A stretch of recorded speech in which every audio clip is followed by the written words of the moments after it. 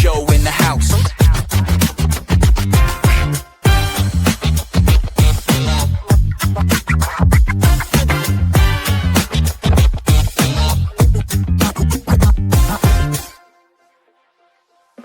Mic check 1 2, it's the Boba Joe crew. Mark Lennon, Johnny Sorensen coming straight to you. Talking classic eras, yeah we setting the scene. Films, games, tunes, toys, you know what I mean. From the old school vibe, feeling so divine. Boba Joe show, drop the beat so low. Heavy bass lines make your speakers blow. Kicking it classic, from heads to the toe.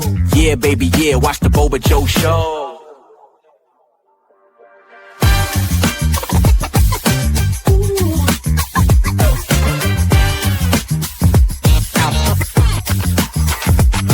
Mortal Kombat, Predator, Scarface in the flow. Miami Vice vibe, MacGyver on the go. Alien screams, NBA Jam all night. Pro wrestling legend, shining ever so bright.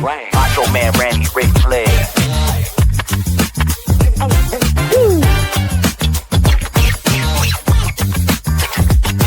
Yeah.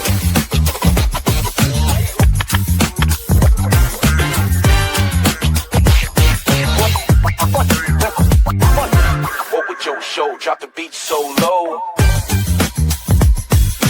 Heavy bass lines make your speakers blow. Kicking it classic, from head to toe. Yeah, baby, yeah, watch the Boba Joe show. Action figures lined up, ready for the fight. Ninja Turtles power shining ever so bright. Transformers roll out, masters of the universe. Classic memories can't be reversed. Yeah, baby. Boba Joe, that's the flow. Boba Joe, Boba Joe.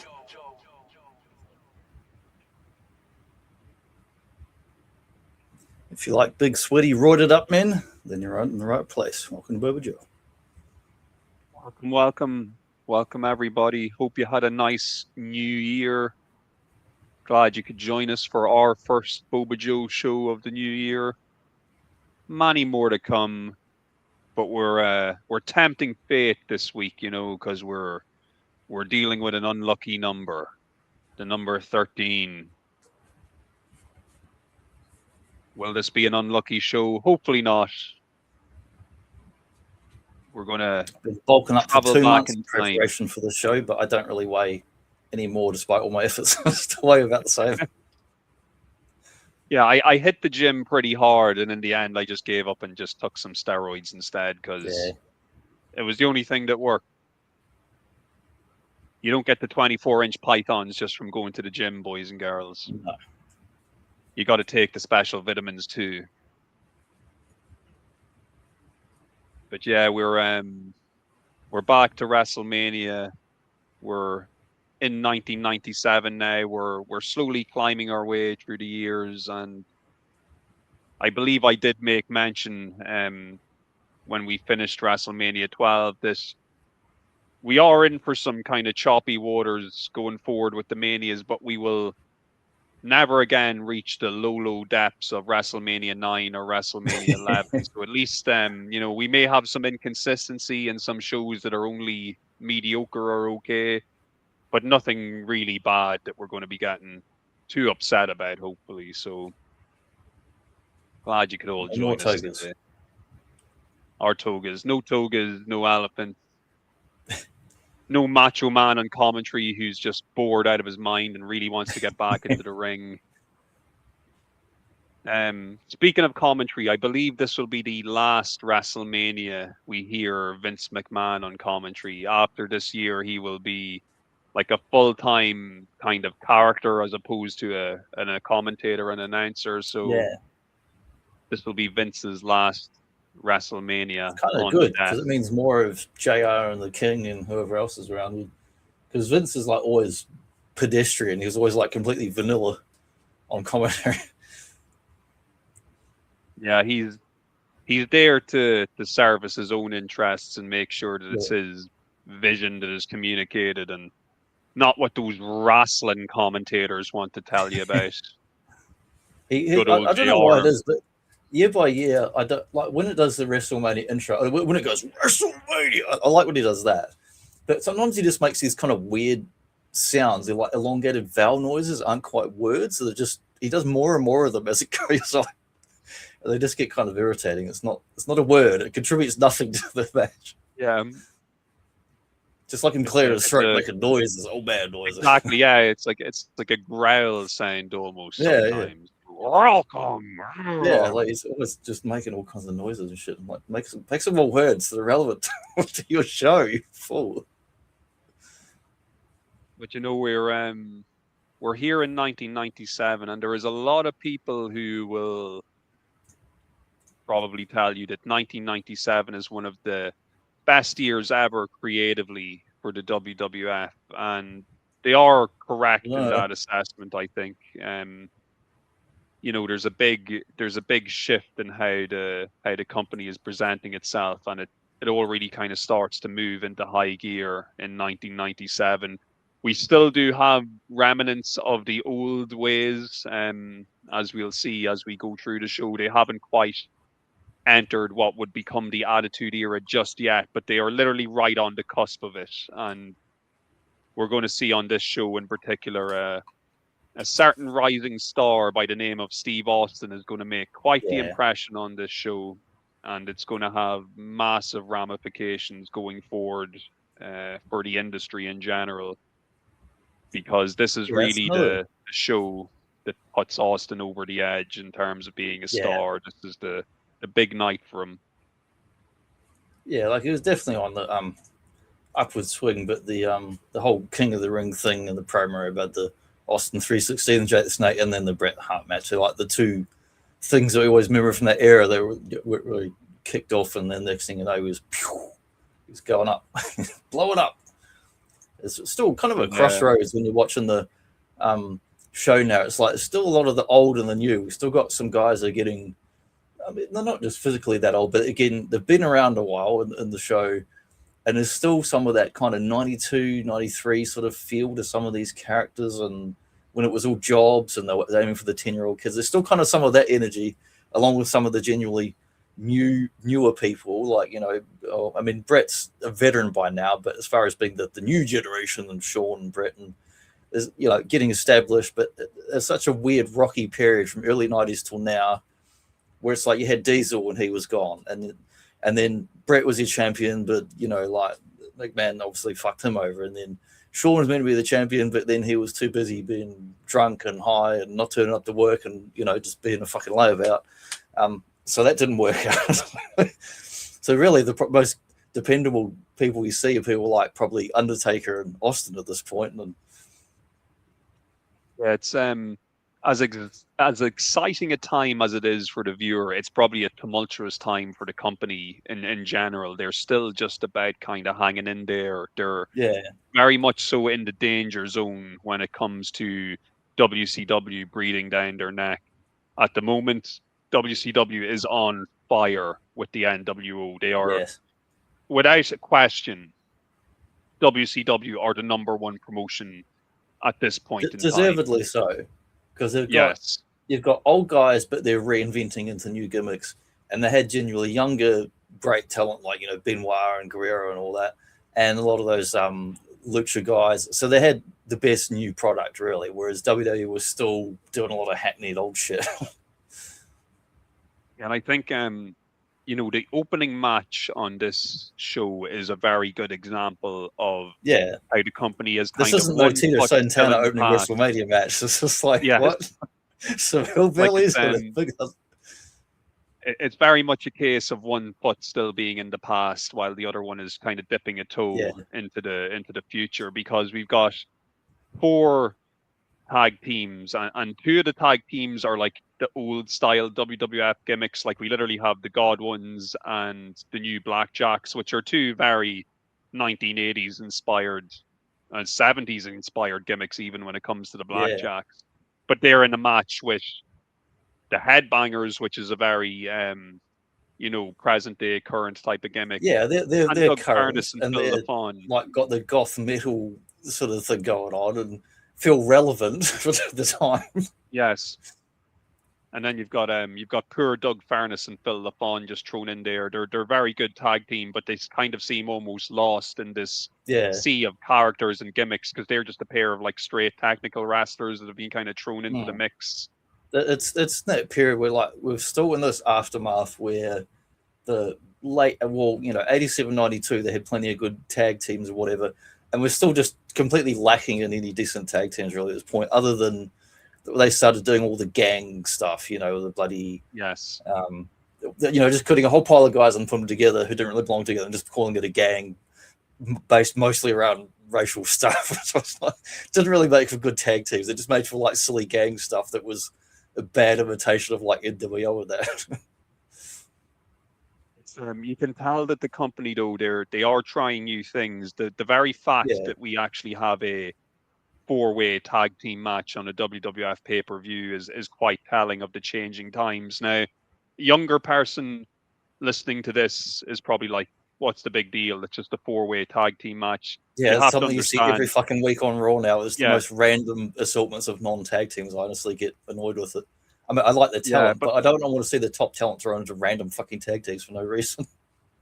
Back in 1997, it was quite the novelty to feature a match like this. We were not used to it. And you can actually tell that the promotion is not used to it either, because they go out of their way to quickly eliminate 2 of the tag teams in this match and just make it a straight 2 versus 2 match as quickly as they can. You can just tell that they're not really comfortable with the match stipulation. It's maybe a bit too chaotic for them to manage. So they basically do a thing where Black Jax and Doug Furness and Phil LaFon are eliminated quite early in the match. So then it becomes pretty much a straight 2-on-2 match between the Headbangers and the Godwins. And then we get this almost perfect contrast between the old and the new. We've got the Hillbilly Godwin gimmick. They've even got Hillbilly Jim as their manager. It's totally like behind the times in the past gimmick. And yeah, they're going up against this freaky new goth tag team of the Headbangers, who are all supposed to be representing the contemporary youth of 1997 with their Marilyn Manson and their Metallica and their White Zombie and their thrashing and their moshing, all those things that young people like to do. And that's how we end up with this match. And it's like, there's nothing really too wrong with it as a match. I don't know if I personally would have put this as the opening match for your biggest show of the year. This feels like a strange opening match. Like I was reading earlier today a book called the SYXX, and it was talking about different 80s wrestlers, and there's a brief interview in there with Tio Santana, and like who had done it like an opening match for WrestleMania, and it's like it doesn't feel anything like that. Or even now, they do pretty strong openings where it's going to be fucking. You might get a CM Punk or you might get a John Cena or something in an opening match, as well as having a headline event and all that. Yeah, no, definitely. And I'm not trying to disrespect the people who are in this match or anything like that, but it definitely feels like maybe this should have been the match that's more like your well, let's go to the toilet and buy a t-shirt. The second or third one, we want to get the popcorn and go to the toilet. Yeah, it's definitely not your exciting opening match, especially what we'll get, as the years go on, and even in the years prior when they would put on an exciting opening match. This is not that. Like I said, it's a decent match, nothing wrong with it, but just nothing really special. So the Headbangers, though, they are popular, and when they do win the match, the crowd pop. The crowd are happy with the results, so at least there's that. Yeah, when I was in high school, when these guys were around, my best mate, like he liked the Headbangers. It was like he liked seeing them. So next up, we have not The Rock. We have Young Rock, but not the TV show Young Rock. Different Young Rock. Rocky Maivia. We've got a bloodline match here before the bloodline is even a thing. Salofa Fatu Jr., aka the Sultan, or aka Rikishi.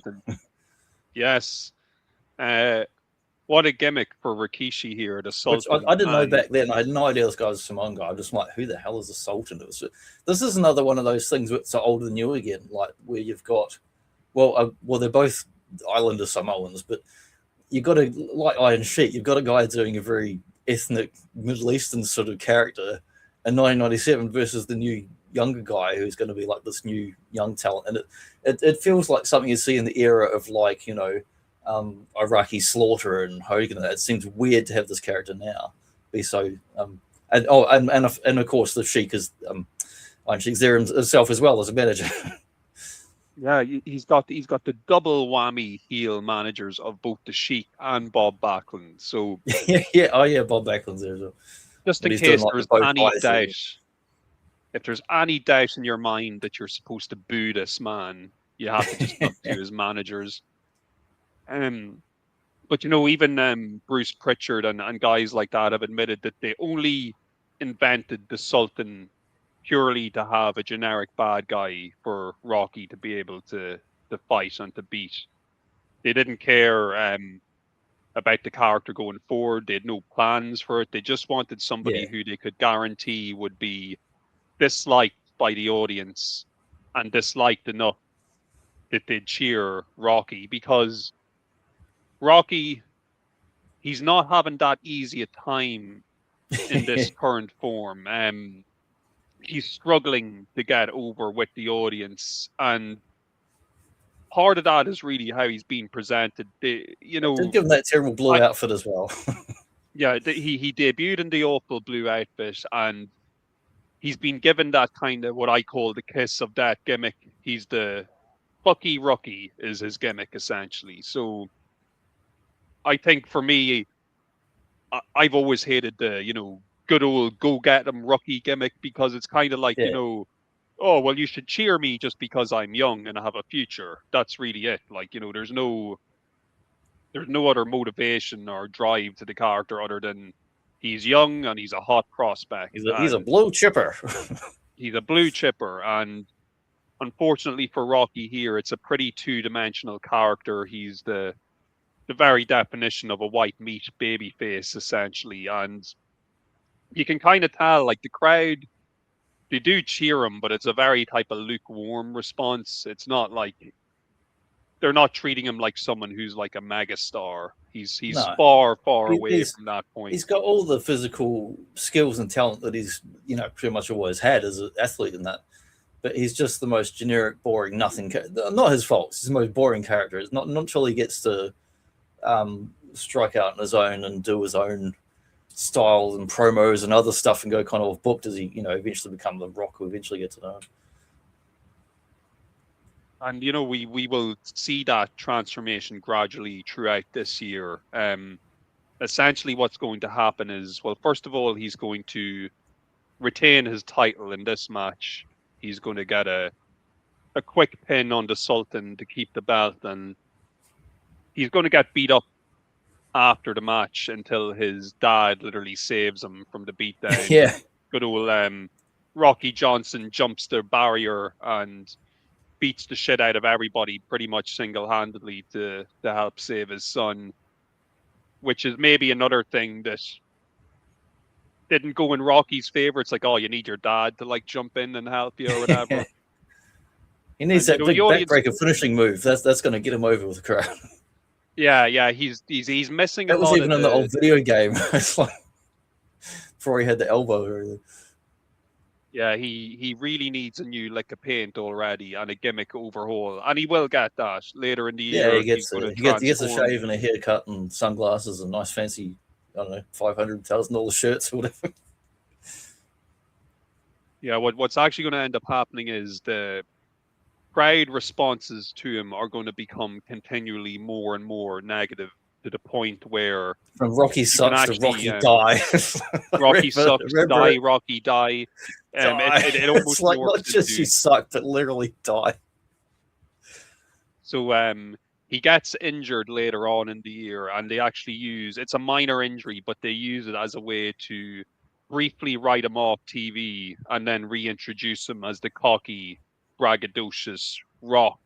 I love when he throws it in their face that first few months when he comes back and he's like the heel type, and he just throws, and there's a couple of times when they're actually getting into it and cheering, he's like, whoa, hang on, you weren't you chanting die Rocky die? It's like, Yeah, he takes that audience animosity and he turns it back on them. Yeah. And you could piss it him off ends further, up. but he's good with the comedic stuff. Like he always gets me laughing when I watch his old promos, isn't it? Yeah, and like for me personally, my favorite work of The Rock is still back when he was a young heel, when he's just a cocky, braggadocious arsehole essentially, and because Well, it you know what felt you can do like with a that belt, real Mark. character. You can take it, turn around. I won't say the bad words. We got children listening. Yeah, I love when But before everyone knows all the lines and the gimmicks, they come out with a lot of different terms of phrase, but the one where he'd be talking to someone like Ken Shamrock and he'd be like, "Hey, well, what do you think about this, Ken?" He's like, "It doesn't matter what you think, Ken Shamrock." And they'd get that look where they're genuinely going to talk, and they get real surprised, like, "Wait, he just took the microphone away." even here we see in this picture, he's doing the old classic babyface flying crossbody. It just doesn't suit him at all. The whole act is just not him, and you can tell it's not genuine. And that's why the audience aren't really connecting with him. Like even when he's getting beat up after the match, before his dad jumps in to save him, the audience don't really care that much that he's being jumped. No, it doesn't seem to bother them at all. He is, of course, Intercontinental Champion, which I suppose you'd almost forget because it's barely mentioned in the match that the title's on the line. It's like somebody had to have it.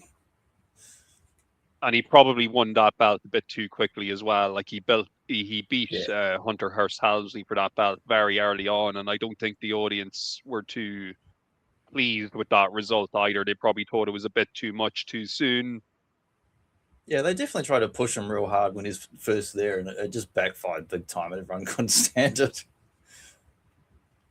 If this was 2026, and if his dad was still in the shape that he's in, they definitely would have done some type of father-son tag team match. I'm surprised they never did it back then. Probably like a good thing that they didn't.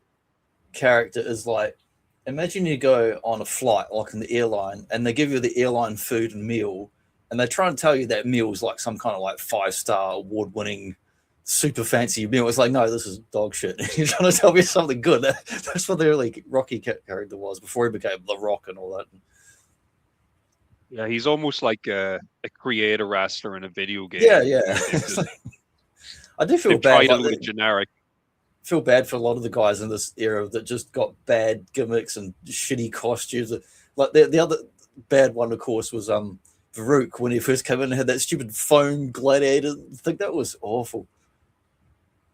Yeah, they're still, like I said, they've still got one foot in the past, and they can't seem to fully just they're trying to please like 10-year-olds instead of adults, and it's just nonsensical. So,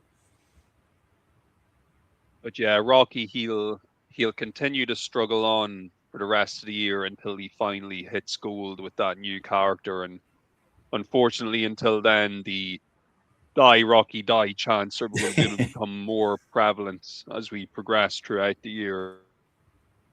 Yeah, I watched a bunch of stuff in recent months, like the very late 90s, like the feuds like Mankind and Rock, and the ones where like there's like the bridge and they're throwing the stuff off the bridge. It's like, you want this? And throws it in the water.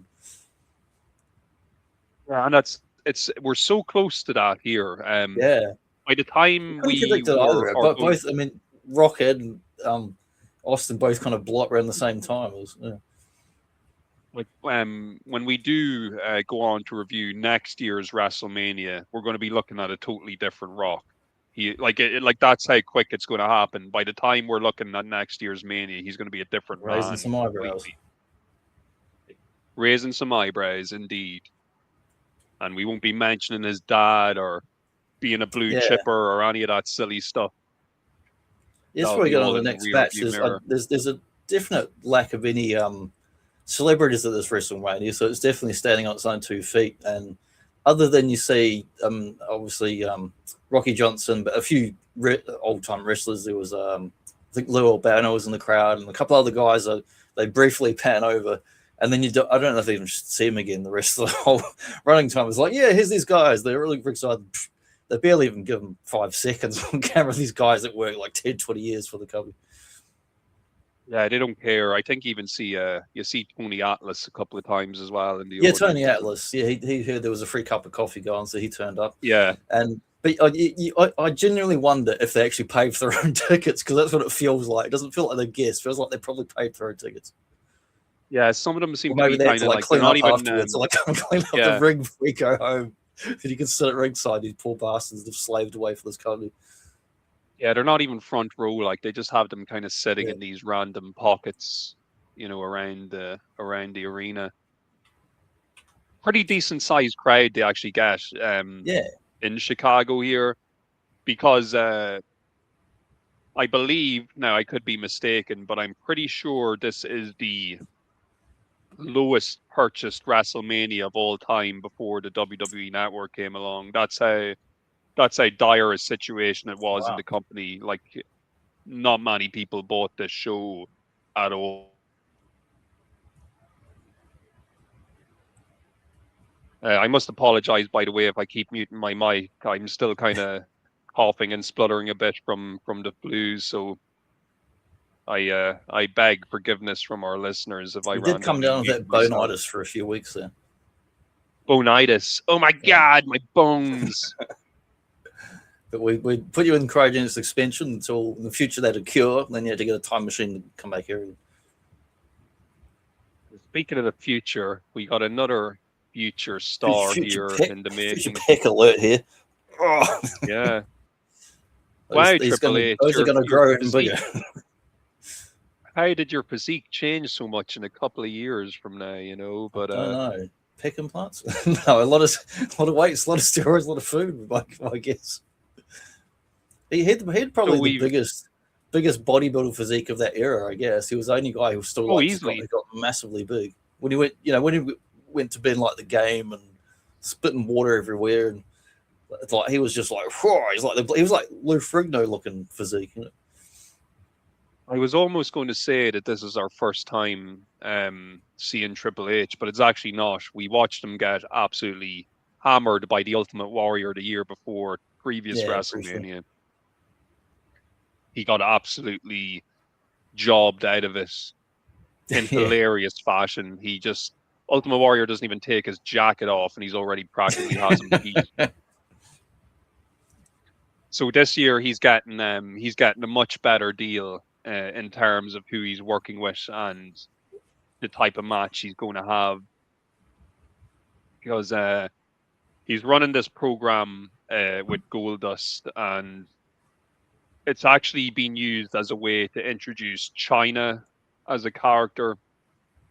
Because you got Triple H, he's feuding with Goldust, and Goldust obviously has Marlena as his manager. Yeah. So China is brought in as Triple H's bodyguard, and this version of China, it's the pre-surgery version, so she's still got her big chin and her kind of menacing face. Yeah, when you see it in the promo bit side on, she's like bulging bloody biceps. She's like, Jesus Christ, she's got some big biceps. Yeah, man, she's built like a tank, especially compared to the other women that were on the roster at the time. Well, compared to half the men on the roster, she's got bigger muscles.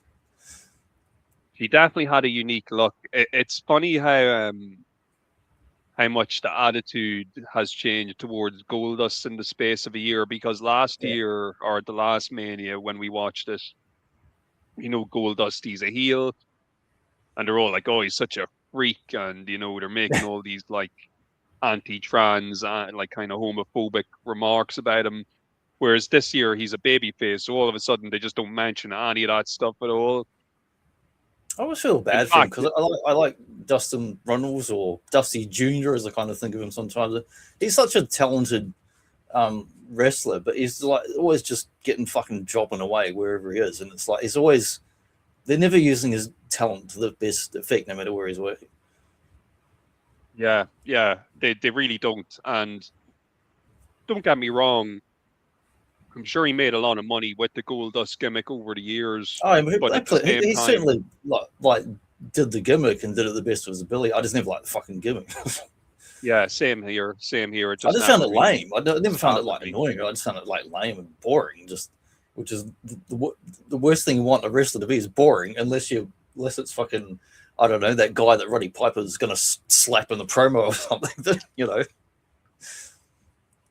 But you've got Goldust with the beautiful Marlena, the real life Terry Reynolds, and yeah, she's obviously very beautiful, very elegant. Total contrast to China, who's this like big muscly thug. So we get quite the contrast in appearances here, and of course, poor Marlena, she's going to be woman handled by China. She's going to be jacked around and thrown about and bear hugged. Well, she's pretty petite too. She's only like not very tall. It's actually a great visual seeing China, you know, bear hug her and like just wrench her back and forth. Because Marlena is really good at actually kind of just like waving her limbs around like she's like totally out of control, and really, really sells the fact that China's putting a big hurting on her essentially, and that she's terrified of her. Really, really good stuff from Marlena. Yeah, there. I probably enjoy the antics of the ladies more than this men's match. Which is totally understandable, because at this point of his career, Triple H, who's not even called Triple H yet, he's still Hunter Hearst Helmsley. He's kind of boring. Like, let's be honest, he is kind of boring. Yeah. He's doing the aristocrat gimmick. It's okay. Like in an era of bad gimmicks, it's not the worst, but it's not particularly inspiring either. It's pretty two-dimensional. So while at least he's not getting completely jobbed out of it by the Ultimate Warrior, I still wouldn't say he's in a super favorable position, you know, where you think, oh, this guy's going to be like a megastar. He's going to run the company one day. Yeah, not a chance. He's going to end up looking like Kratos with no hair and a beard. He's going to end up looking like a radioactive Triceratops in a couple of years. He's certainly gone through a lot of looks. He's probably actually one of the guys I respect the most for actually sticking around so long and through all the shit and having good characters and bad characters, and you know, and then being a good company man and all that shit. Well, he's definitely a man with a plan. Yeah, you know, he's stuck to it, and well, I don't fault him for it. He obviously had like goals and objectives, and there's always people that backstab and doing this sort of shit. But he seems like one of the better people who's been around of all the chicanery and horrible shit that goes on behind the scenes. Well, look, in a business filled with shitheads, even though he might have been a shithead himself, he's probably one of the less offensive shitheads that you could get. And especially during this time, he's also like he's far enough down the totem pole during this period of time that he doesn't have any real power or input in anything. So well, he's essentially just doing what he's told. Yeah, remember around 99, 2000, like he puts on some amazing matches. He's fighting Austin, he's fighting Rock, he's fighting Taker, he's fighting Mankind. But he's like the underdog guy in those matches, and he's the guy that you're supposed to, there to get beaten up. But he's still like putting on great fucking matches. And you wouldn't have expected he's the guy that's going to outlast basically all of them except for the Undertaker, who have retired, of course. Yeah, and you know, China, her star will rise as part of this package as well. I like China. You could actually nearly argue that you could probably say about Triple H that he didn't really become interesting until they did put China with him at this point in time. You know, China and then DX and then eventually become on the game and all that. But he gets the win here over Dustin. You know, Goldust. He gets distracted by the fact that his wife is being thrown around like a rag doll at ringside, and it's enough for Triple H to get the sneaky win and win the match and win the day, as him and China kind of skulk off and leave poor Goldust to tend to his broken wife. They're going to go and bench press each other.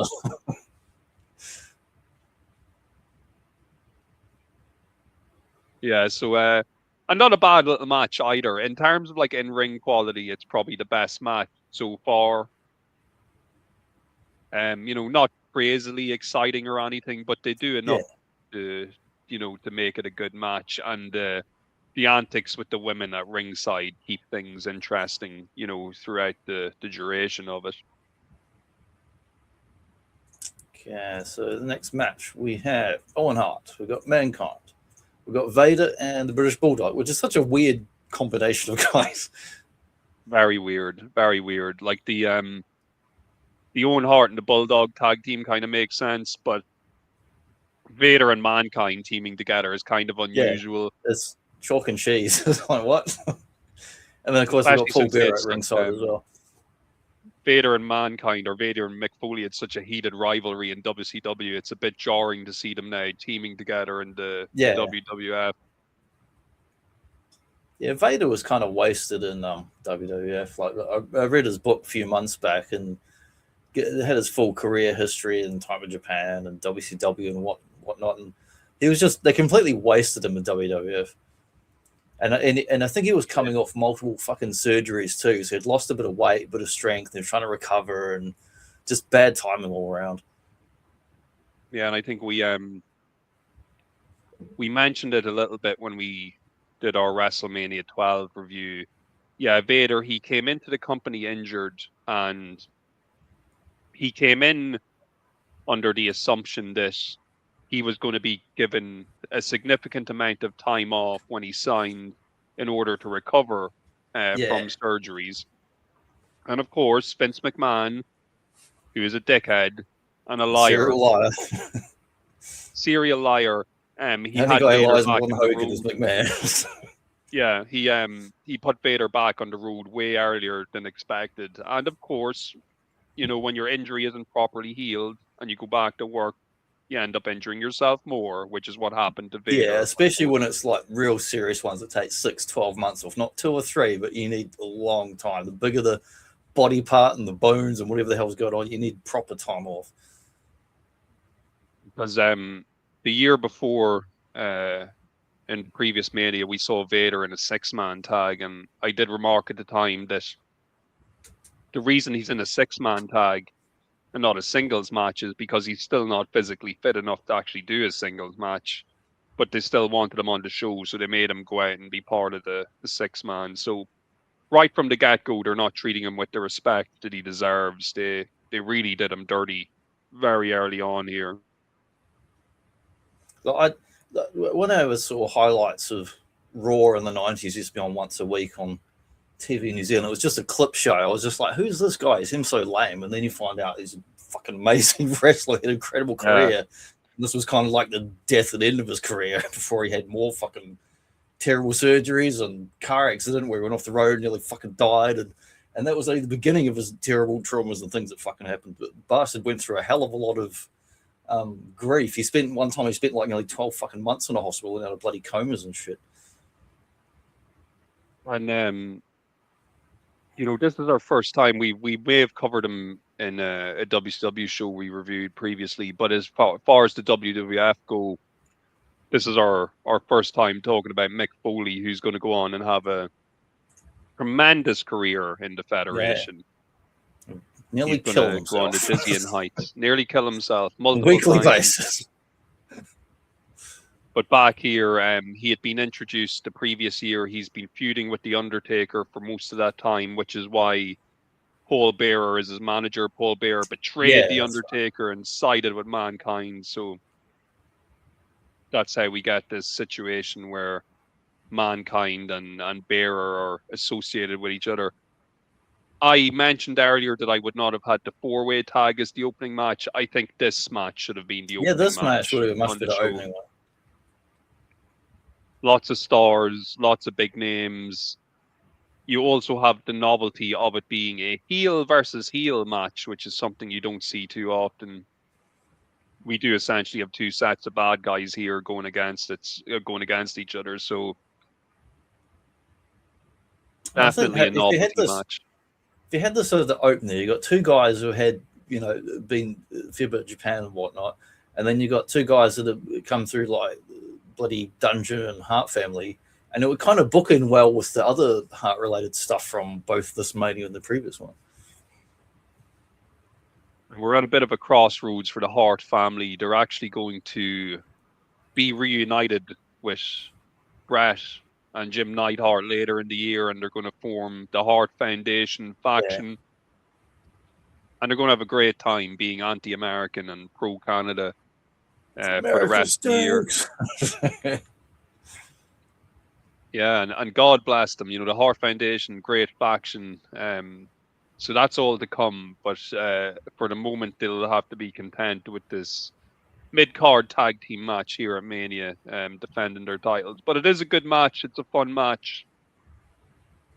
You got a lot of talent here, so it's the least you'd expect, I suppose. You got 4 talented guys of this caliber in the ring, and it ends in a dodgy finish because you don't want to give a clean finish in a heel versus heel match. So it's like a double count out or a double DQ or something just to keep the belts where they are and move everybody on to their next program, essentially. I feel like in the picture of Vader there, the referee guy's like no, and he's like, I just want to take one bite out of that leg.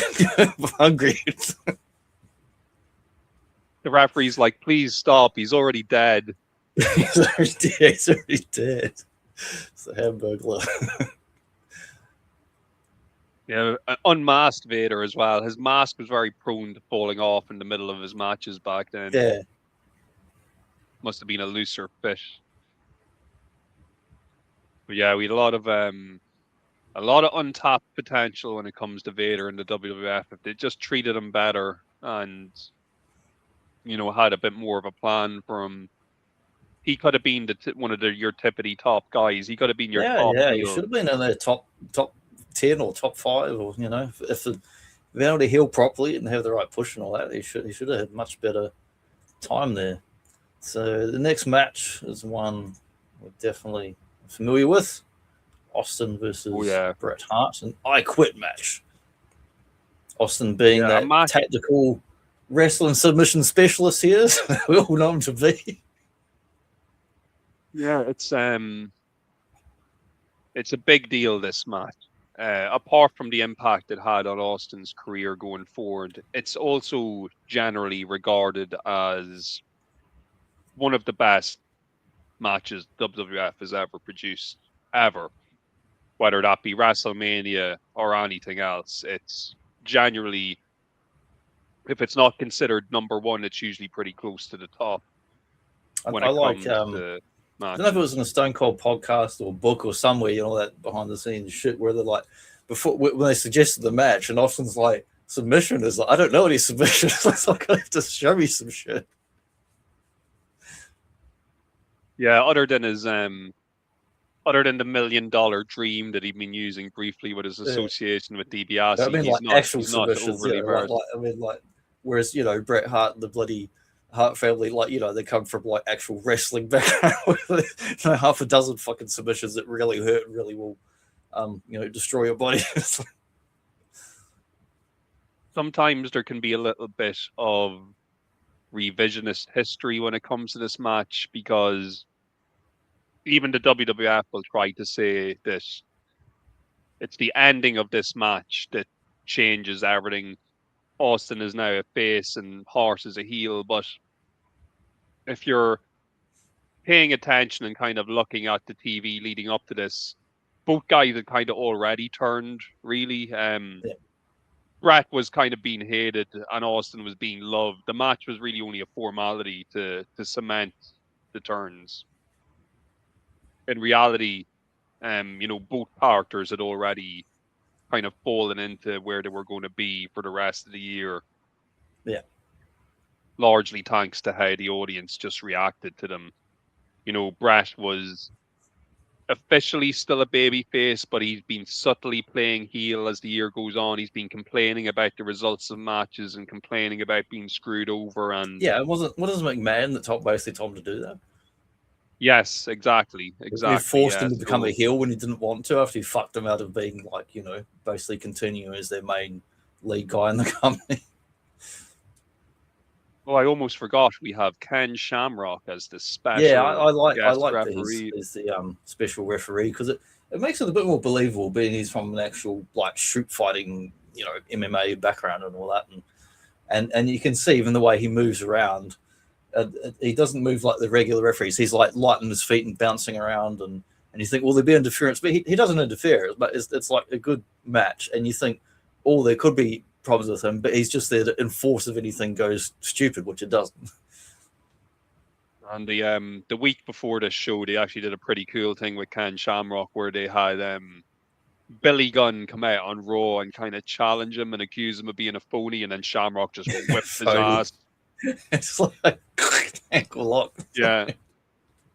Putting them in ankle locks, putting them in arm bars, and just making them tap and squeal like a pig. I wonder if, remember that became Kurt Angle's thing too, doing the ankle lock. I wonder if that was a callback to Shamrock, because that was like, there's not that many people you see doing that sort of thing. I think it was, and I think this one of the biggest dream matches we never got while they were both still in their prime was Kurt Angle versus Ken Shamrock. Yeah. That would have been something very special if we'd gotten that.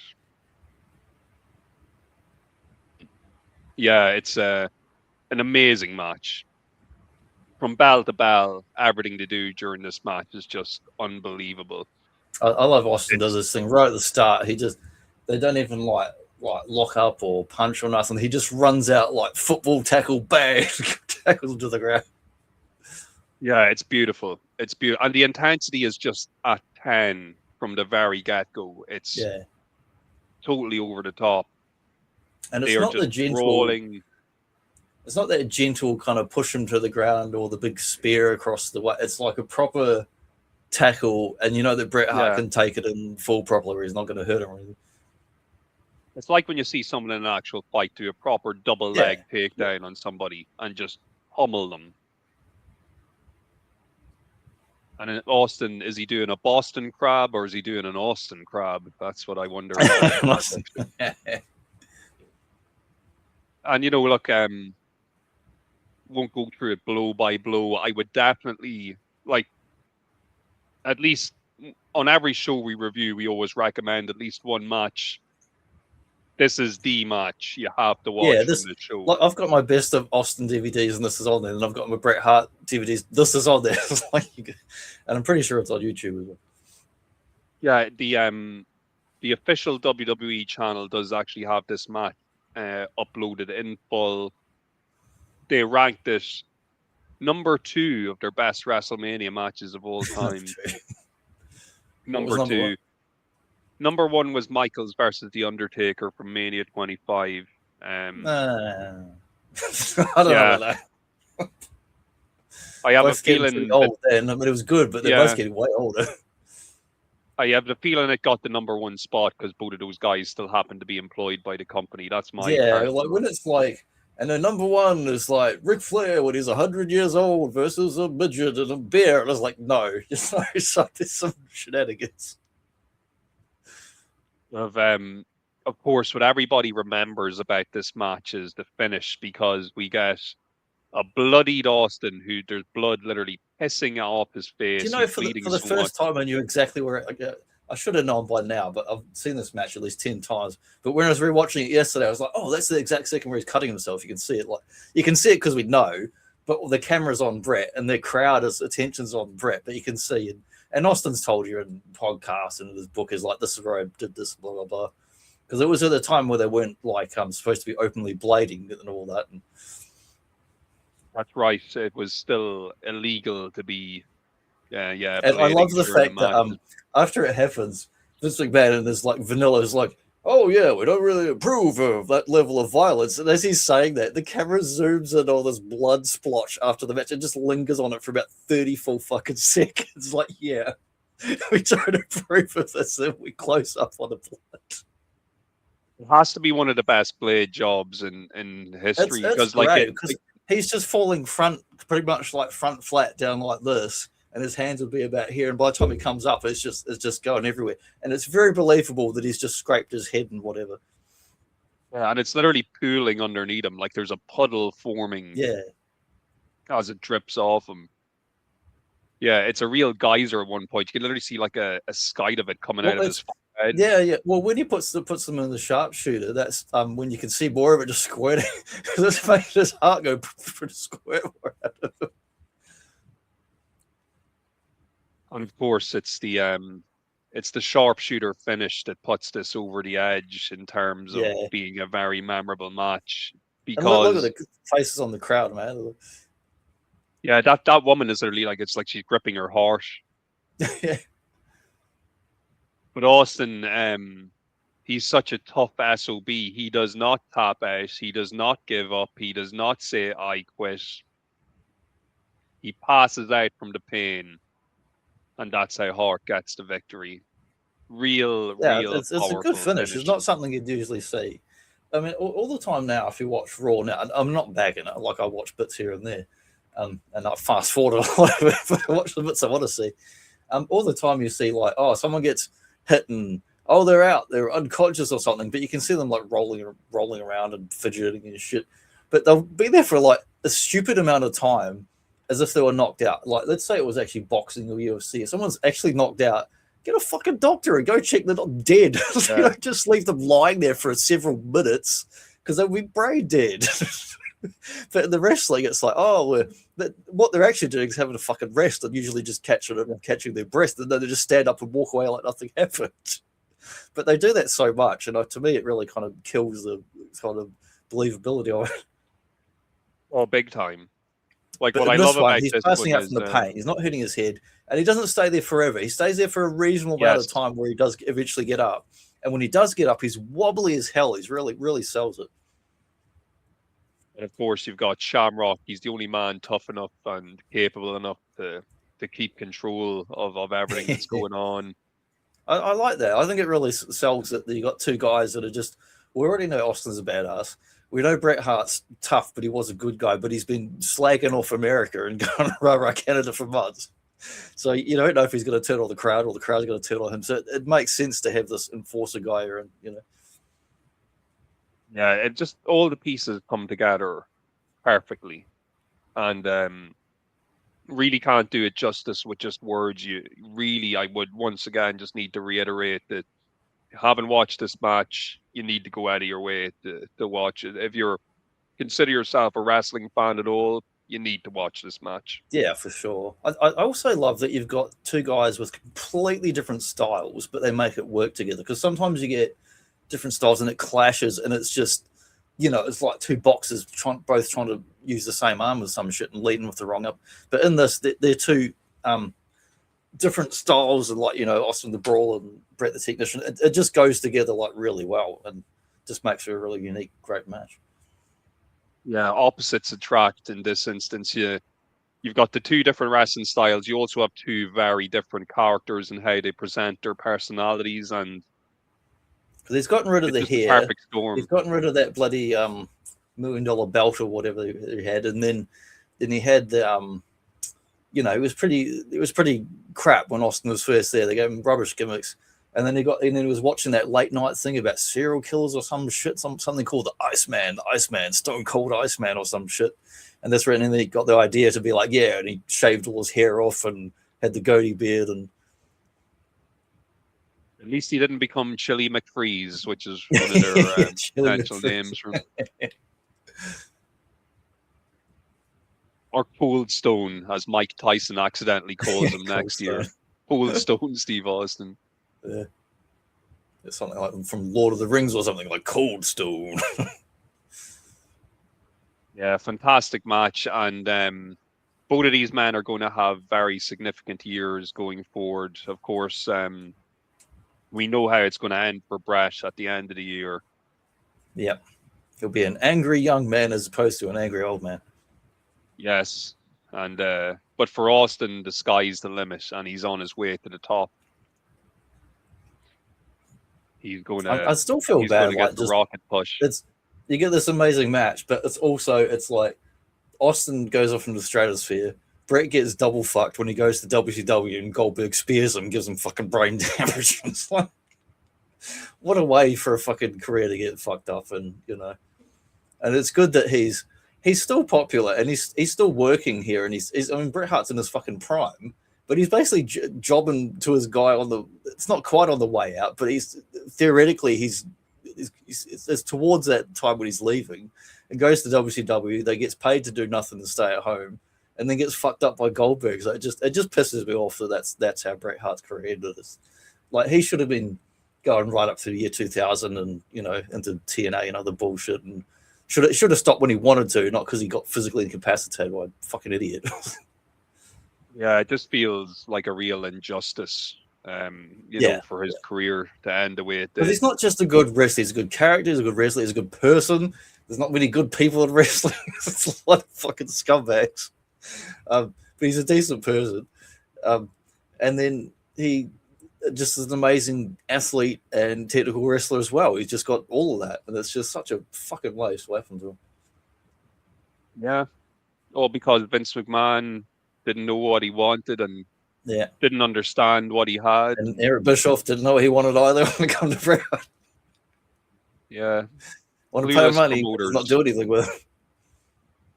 We've got the Hulk Hogan clause. So if you go over there, Hulk Hogan's gonna, even if Hulk Hogan's not near you, his aura of just influence is going to stop you doing much of anything.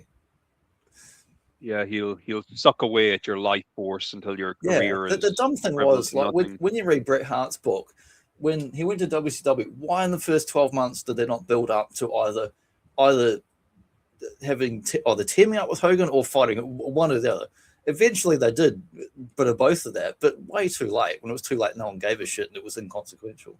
When all the heat had died down, Yeah, and then when they did finally decide to do that, they just did it on free TV, no pay-per-view build. It wasn't even on pay-per-view or nothing. It's waste. So next up, we got the Nation of Domination versus some other people. We've got LOD and Ahmed Johnson. This is like this real crossroads and mishmash of old and new. This is like, when I think of Nation of Domination, like D-Lo and Farouk and The Rock was in there for a bit of split. And no, this is the early Domination. You got two random white guys out there. One of them is Crush. I don't remember who the other guy is. You got a couple of rapper guys that come out like doing the hip hop style, similar to a DX entrance, basically years later.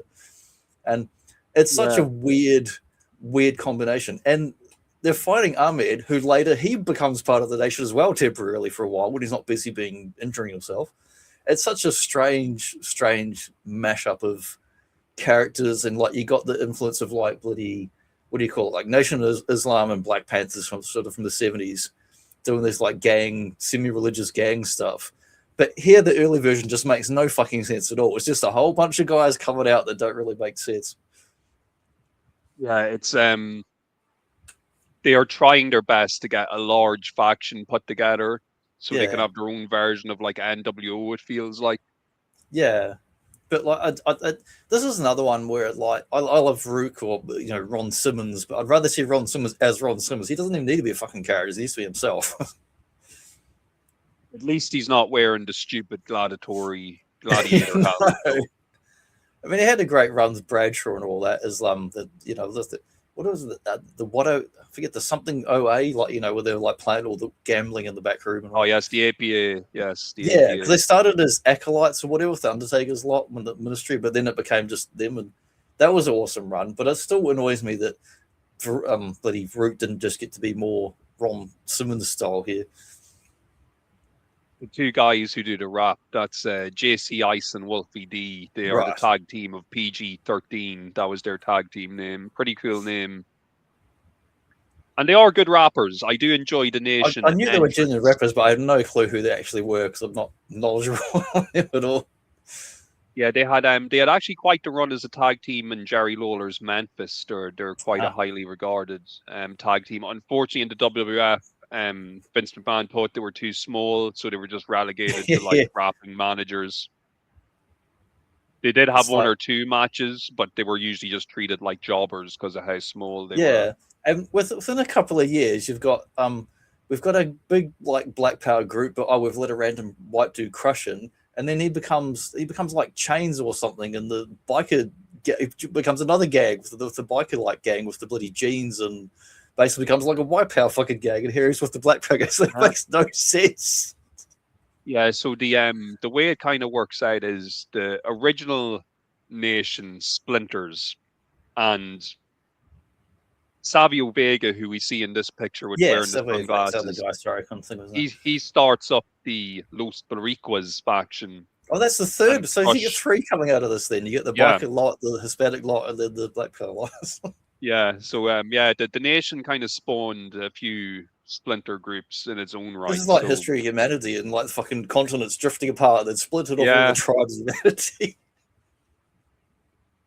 See, we still have Todd Pattengale here doing the backstage interviews. I think he'll only have about another year left at the company before he's kind of phased out in favor of Michael Cole will replace Todd Pattengale. Chalk. Michael Cardboard Chalkington. Yeah. Yeah. The voice of wrestling. Yeah, I have to say I do really enjoy the Nation entrance. The entrance is even cool. It just works. It's very kind of serious and foreboding when they make their way to the ring. And like Ron Simmons, like, he was never really a fan of it, but like fucking Dusty Jr. doing the Gold Dust, but he committed to it. He didn't like it, but he committed to it and gave it his best. This is another match that probably would have been a good contender for being the opening match on the show. Yeah, first or second would have been preferable. And of course, we got LOD and Ahmed put it on his extra LOD arm. It feels like when we had Demolition, and occasionally they'd have a third member. Oh, actually, Crush was sometimes the third member of that, wasn't he? This could well be one of my favorite Ahmed Johnson matches ever. He looks cool with the Gero, because he already has the red pants anyway. The fact he is kind of being covered by lots of talented people, but I do enjoy him in this match. I have to say, he does a lot of cool big dives over the rope and dives over the barrier. I feel bad that he kept getting fucking injured and shit, and didn't really have much of a go anywhere. He was unlucky with the injuries. Yes. I think I might have described him before. He's kind of like a Black Ultimate Warrior. He's just very excitable and very energetic, and sometimes that energy. He's got that. He's got, I don't know if charisma is the word, but the energy. He's got the great physique, and he's definitely got that like raw physicality energy. He's a bit maybe dangerous in the ring. I think might be an issue. Yeah, he's both a danger to himself. He'll injure himself, but he'll also injure you as well. But in a different time with a bit more help and less injuries, he could have probably been a big star. Could have maybe been their first ever Black World Champion. The potential was there. Definitely. I'll excuse myself just for one moment. I just have to let this other cat out. Just 1 second. Yeah, no worries. Let's check on the next one there. Yeah, it's funny seeing a mishmash of all these like old and new guys, but I think like Legion of Doom, they can kind of like, you can put them in anywhere and they still just kind of fit, because they're just like two rough and tumble guys, whether it's like Jim Crockett or bloody WCW or WWF, like you can throw them in anywhere. But it feels like this whole WrestleMania to me has got a real, other than the main card match and the Hart and bloody Stone Cold, it's got a real mishmash of old new guys and kind of tag teams that don't make a lot of sense and groups that don't make a lot of sense, that eventually going to filter out and become different groups and better solo stars and whatnot. But yeah, I feel like they put on a reasonable match for this one. And he's back in the hot seat. How do you feel about this match overall? Like where would you kind of rank it compared to the other ones? I would say it's a very enjoyable match. I think that any match on this show that comes after Austin versus Bret Hart is going to struggle. With that being said, I think the street fight stipulation really helps this match. The crowd get pretty into it. They just love seeing people getting hit over the head with chairs and hit over the head with kitchen sink. And Legion of Doom are still very over at this time. They're still big stars. So I think the match on the night, it goes down well. I might have just put it in a different position just to maybe give it that bit more aura, because it is kind of hard. Like I said, if you're following a masterpiece like Bret Hart and Steve Austin. Yeah, if they've been before it, I mean, it's you feel kind of bad when your mid card outshines not just your main card, but basically every other match on the fucking show. Like Mania 3 was like, Steamboat Macho. When you've got something that just like outshines, it's like, oh fuck, what do you do? No matter what we do, that's going to be the most memorable match. But if they'd been before it, it would have been a great appetizer if they'd come before the match, I think. Yeah, exactly. Or even like I was saying, if it had been first or the second match on the show, would have made a big difference. Good contender for first too, like, because if I saw, I mean, I was never particularly a fan of Nation of Domination. I mean, all the guys in it are talented, but just as I never liked the group or the factions, gangs thing, I prefer them as solo or tag guys. But just anytime I see fucking LOD, I'm just like, oh, they're such rough as guts, tough looking dudes. And I don't know how old they are here. They must be at least in their 40s, I guess. But they've been around like forever, since the 80s, but they're still in great fucking shape. They're still tough as nails. And their entrance always looks cool with the crazy football gear with the spikes on it. So if I was like sitting ringside and the first match is like these guys coming up, we're like, yeah. Legion of Doom, Road Warriors, whatever you want to call them, they are definitely one of the 80s gimmicks that still maintains its coolness into the 90s. Yeah, well, they were still in the video games in early 90s too. Yeah.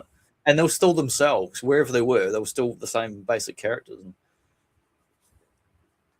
And of course, poor Wolfie D and JC Ice get Doomsday Device at the end. Ahmed takes them both out with a double clothesline, and the crowd are just delighted. Absolutely delighted. Yeah, I think that if the two lads, if JC Ice and Wolfie D had come along even a year or two later when there was like a light heavyweight or cruiserweight kind of deal, they would have done well. They could have been wrestling the Insane Clown Posse. Yeah. They definitely could have been doing more than just rapping the Nation of Domination to the ring. Because that's pretty much their entire TV role at this point in time, is literally just to rap their way to the ring and then get beat up at ringside when we need someone to run interference.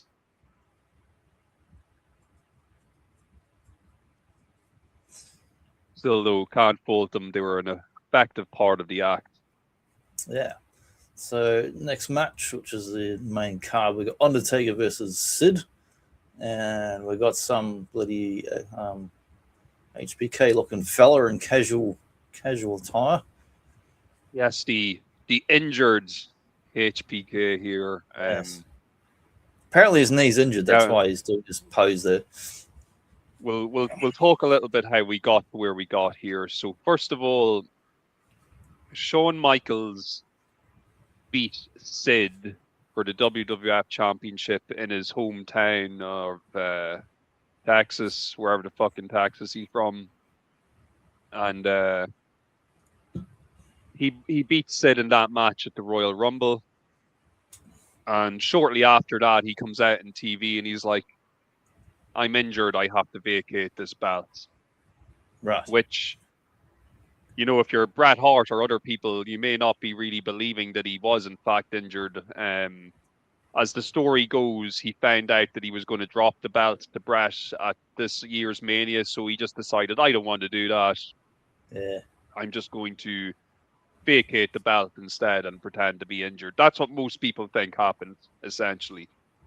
He didn't want to do the job, so he sidestepped doing the job. So what ends up happening is, the month before Mania, we have a in-your-house pay-per-view called Final Four. And the main event of that match, or the main event of that show, is Sid versus Vader versus Bret Hart versus Steve Austin. It's actually a very exciting match and a very exciting main event. And what ends up happening is, I believe Bret wins that match and he becomes the champion. But then the next night on Raw, Sid challenges him for the belt. And Sid beats him. So Brett ends up having a very short reign with the belt. And that's how the belt gets round the waist of Sid. And that's why we have Sid coming out as the champion here, the face down Undertaker, who is the #1 contender and the challenger for the belt. So that's how we've gotten to here. And whatever I said about, you know, the matches having trouble following Austin and Hart, kind of do feel sorry for these two lads. Like, it's their main event in the show, and they can't possibly hope to have as good a match as the match that went on like a couple of matches ago.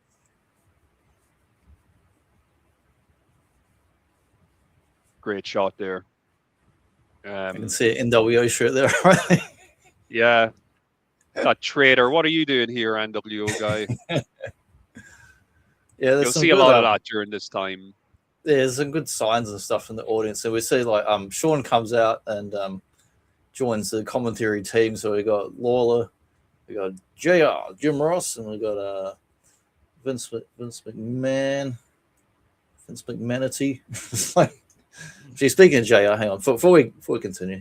Okay, folks, glad you are here. This episode promises to be a real barn burner that will knock your socks off. So stay tuned and enjoy this week's episode of the Boba Joe Show. I was going to play at the start, but I forgot. I just want to hear their voice again. Yeah, so Sean jumps in the commentary, walks down all cocky, and puts his leg on the disc, and which really pissed Bret Hart off even more in real life, because quite clearly he's not injured at all. Like, he's fucking dancing around. He's using that knee an awful lot. Yeah, and he does. Sid gets his pyrotechnics with the big crazy Sid, and of course Bret does come out before the match even starts. He's like, I'm still pissed off. And I actually love that. Another good sign here. This lady is very, very horny for Shawn Michaels. Oh, big time. I'm sure she'd massage that knee for him if he asked her to. But yeah, you see a good few signs in that on the way out. Actually, I don't know what the one. I know what's really funny. I'm only noticing this. I just noticed that. What? That is so funny. That is so funny. Making reference to the fact that Sid Vicious fucking stabbed Arn Anderson in a hotel. Oh my god, this too. I was thinking of Beefcake I was like, what's going on? But yeah, it's from that tour, that overseas tour. Yeah, where apparently like, the more details on that, he didn't just isolated stab. It was after Arn apparently like needled him and pushed him and fucked with him one too many times and eventually just snapped. And apparently they were all like extremely they've been drinking and they were all jet lagged and in like sleep deprivation of 3 or 4 days of sleep deprivation. Like the whole group weren't sleeping properly. So imagine being in that state and just fucking with someone like, yeah, no, do not fuck with the sleep deprived giant man. Yeah, per Bret though, he'll end up regretting coming out. Yeah, Sid hits him with the fucking powerbomb to shut him up. But I love when he comes out and he walks right up to the edge of the ring. He's like, you! He's like yelling at Sean down there, and Sean's got a stupid shit-eating grin on. We should probably mention as well that Sean wasn't the only wrestler to do guest commentary. Earlier on in the night, Honky Tonk Man came out. I forgot to mention. And he actually came out in, this one. The random figure I bought the other month, he actually came out in that exact costume.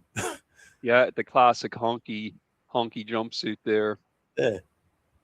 He was doing a bit of commentary on the match between the Rocky and the Sultan. Yeah, the old honky chunk man, chunking around. But yeah, poor Bret, he eats one of Sid's stiff power bombs to kind of send him packing. I like the start of it. I just like that he like calls them all out. It's like you can tell he's pissed off at Shawn. He's pissed off at McMahon, and then he's like mouthing off at Sid, going, "You're fake. You're not a real champion. You got this bullshit like that match you talked about earlier. You got this bullshit easy win." And then he even goes up to Undertaker, who's like, "Hey, I'm not part of this." He's like, "You're not my friend." And, I will say, in fairness to Sid and Undertaker, they actually have a pretty good big man match. Just like I said, the crowd are tired at this point because they've seen something very exciting happening prior to this. So they have a hard job trying to get them on board. Yeah, we've seen Undertaker, Diesel, and we know there's going to be some high kicks and power bombs, and it's a similar sort of matches. At least the Diesel match from the previous year had the benefit of being on in the middle of the show. Whereas here, like I said, they're having to carry the very, very crane kick like stance from Sid. And you can still see all that blood from the Brett Shawn match right in the middle of the bloody ring. Oh yeah, that blood ain't going nowhere. They've ruined the ring with their carnage. Yeah, they have a good little sometimes slow back and forth here. Of course, we are right in the middle or in the early stages of the Undertaker WrestleMania winning streak, so no prizes for guessing who wins this match. I was thinking about that, watching it again, even though I've seen it before. I was like, I generally couldn't remember who won. And like, wait a minute, when was that streak? I'm like, he must win. And even though the match itself may not be super memorable, the ending of the match and Undertaker's kind of final moments in the ring are very memorable, because when he's handed the belt, he does that. It's like a classic pose. He gets down on one knee and he kind of holds the belt up. It's a really iconic moment for Undertaker. Real memorable moment for him. So yeah, I feel, at least even though the match wasn't great. One of the guys that transitioned from that early 90s everyone's a job gimmick thing, where he's still the same character, but he transitioned into this era, and then in the next year or two we'll see him more in his like just the plain black with the kind of rivety stuff on there. But he transitioned really well without being like too hokey or anything. He was still like cool all through his run, This will be the final WrestleMania. We're going to see him in the classic gloves. Yeah, he's been out of those little bloody stretcher leg things. I always felt bad. Like, it must be so fucking hard to wrestle. It'll be sweating and trying to grip things, and it'd be awful to wrestle with gloves on. They're having their crowd brawl here, giving the fans something to get excited about. Yeah, I like pretty early in the match they go bang over the ropes and out and dunking over the bloody barriers. And I think all the hullabaloo with Brett and Shawn before the match actually kind of helps the match a little bit. Just gives the crowd something a little bit more to sink their teeth into. Yeah. Sid looks great though, man. I'm always amazed at how fucking amazing that Sid looked like in his prime. He's jacked. Just a giant, an absolute giant of a man. Looks like he's chiseled out of granite. It's like one of those Greek statues that you see at the museum. If you're going on purely just look, Sid is nearly the perfect looking wrestler because of how big he is. Yeah, pretty much. That's a nasty looking tombstone he gives Undertaker as well. It looks like he really just fucking drops him right in his head. But yeah, Big Sid does the big JOB though for Undertaker to keep the undefeated streak alive and to give Undertaker, I think like it's Undertaker's first time holding the belt since the early 90s. Like it was a long time in between reigns. But he is the type of wrestler who doesn't always really need to be champion because his gimmick allows him to do other things. Guy through the 90s, where he's like that people like who's cool and popular, puts on good matches, and it doesn't matter if he has a belt or not. You're just like he's just a badass guy, and you want to see him. And he's still the dead man. There's no motorbikes or anything yet. The gimmick is still pure. I like the American Badass run, but like when once we got post year 2000, like it used to be, he had that special entrance and the lights and the kind of church bell sounds, and then when we get 2000, they start like everyone's getting pyrotechnics and everyone's getting special entrances, and they turn their lights off every 2 fucking seconds, like it's some kind of bloody seizure-inducing show, and I'm like, it makes anything to do with Taker less special, because it used to be he's just that one supernatural character who has that special entrance, and it's just overdone when everyone's got those fucking entrances now. Yeah, and you know, we are where we are today with the like you said, everybody now gets the big entrance. Like there is no exception. Like those bloody, what do you call it, whites, just not special. Like Bray Wyatt's dead in real life, but they still do the flickering lights and shit for the other guys.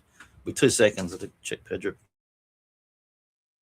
Yeah, speaking of the flickering lights, it's pretty cool when you get to see Undertaker make his entrance here. And back in the day when people still smoked and had cigarette lighters and they all hold up their lit lighters like they're at a concert. Very cool. Very cool. You thought that was cool, didn't you, Quintus? He certainly did. Big Undertaker fan is our Quintus. But yeah, it's you know, some people, they might look at this as being a bit slow and plodding, but you have to remember we've got 2 really big guys here, and even though Sid, he can have a good match with the right guy, it's still going to be tough getting an exciting match out of him when you're in there with, you know, a lumbering kind of big guy who's your opponent. So, like, fair play to both of them for getting the match out of each other that they did. Great shot here, setting them up with just having a hug. Just 69ing, just doing a standing 69 there in the ring. Enough bloody photographers down there. A few more NWO t-shirts scattered throughout the audience here. A few WCW fans infiltrated the arena. Just goes to show, though, how hot wrestling was becoming, though. You had these all these t-shirts starting to sell. The very iconic shot here as well with the tombstone. I like the fans actually make interesting signs. They're not just generic. They actually make interesting signs. And it's before the time when they basically started censoring everyone who made any kind of sign and pre-approving it. So you would get stuff that was a bit off color and weird or cryptic sometimes. You're like, what's that one about? And still be thinking about it. Well, that scissors sign that we just looked at there, that's possibly the best fucking signs I've ever seen. Like, that's an amazing sign. Like, and I've never even noticed, all the years I watched this show, I never noticed that sign.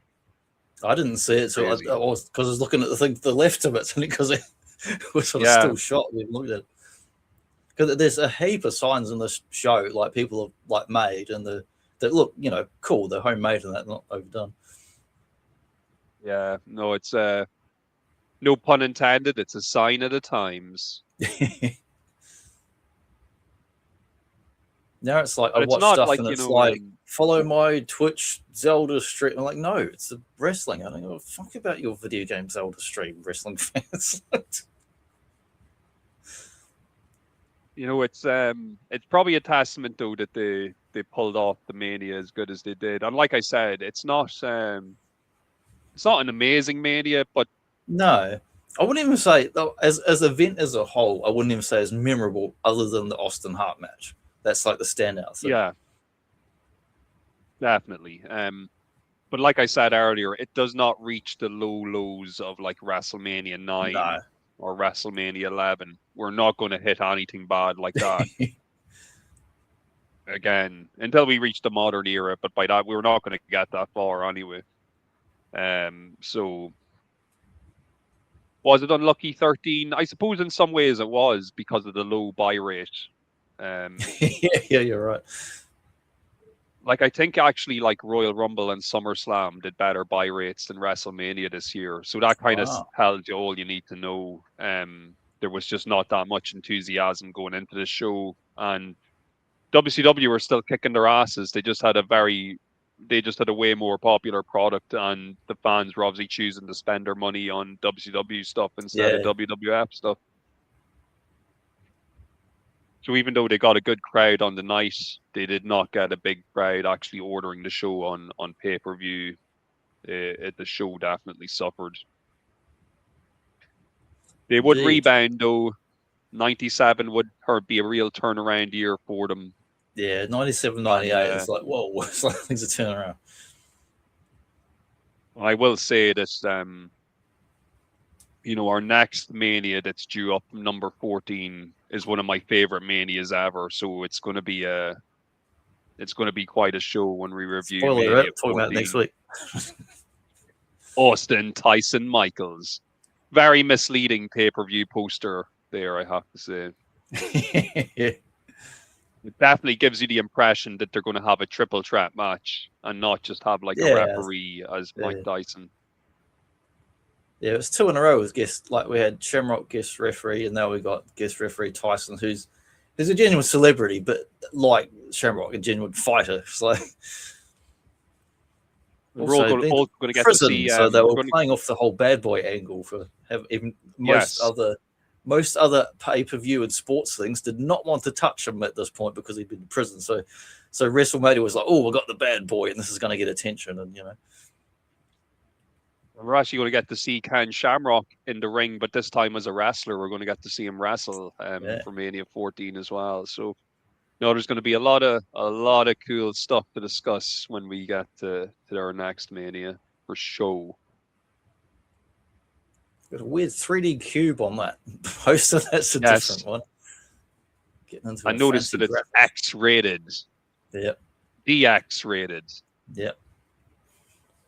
Yeah. Yeah, so we got Mania 14 next week, so I think we might do it a couple in a row. And how do we feel about, as a chaser to that one, we've previously done Wrestle Toy Mania 3. What could come after that? Could be Wrestle Toy Mania 4. Oh, yeah. I'm down for it. As always, I'll grab 5 guys and gals out of the shelf. Yeah, always love a good Wrestle Toy Showcase show, It's a bit of beefcake down in the corner there. Shout out to Phil Atwell. It's one of his favorites.